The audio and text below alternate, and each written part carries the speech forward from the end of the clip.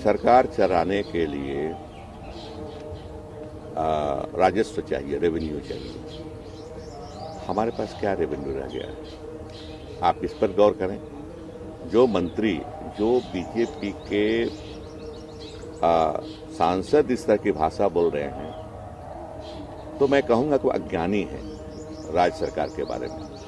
है क्या? राज्य सरकार को आमदनी होती है वैट से, पेट्रोल डीजल से, एक फिर होती है एक्साइज से, बाकी तो कुछ है नहीं। बाकी तो जीएसटी में लग दिया है। वन नेशन वन टैक्सेशन का सिद्धांत लगा के जीएसटी में समाहित कर दिए सारे टैक्सों को। तो अगर हम पेट्रोल डीजल में भी नहीं लें तो क्या करेंगे? सेंटर की स्थिति आप देख रहे हैं। ये वादा करके आप जीएसटी में हमसे छीन लिए इनडायरेक्ट टैक्सेस को कि हम भरपाई करेंगे।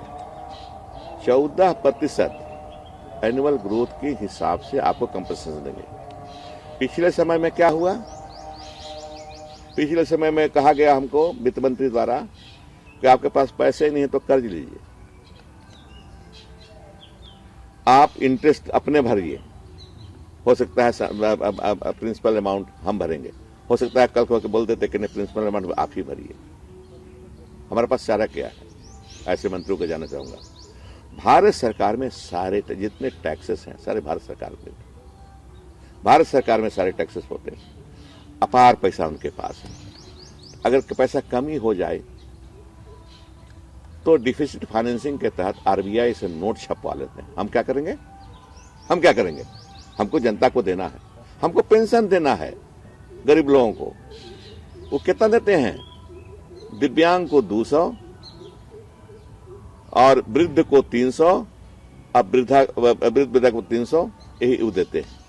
विधवा को 300 इनका है। एक्साइज ले रहे हैं तो उस पर दबाव बनाएगी सरकार। तो ये जो है हम देते हैं, सब अपना दे करके उनको 1000 दे रहे हैं। जनता ये पेंशन जो दे रहे हैं, सामाजिक पेंशन 1000 देते हैं।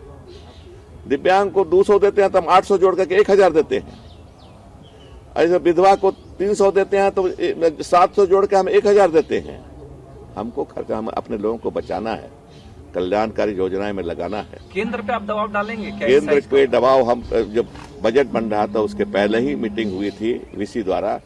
माननीय वित्त मंत्री को मैंने कहा कि आप बढ़ाइए, कल्याणकारी राज है ये देश जो है वेलफेयर स्टेट है।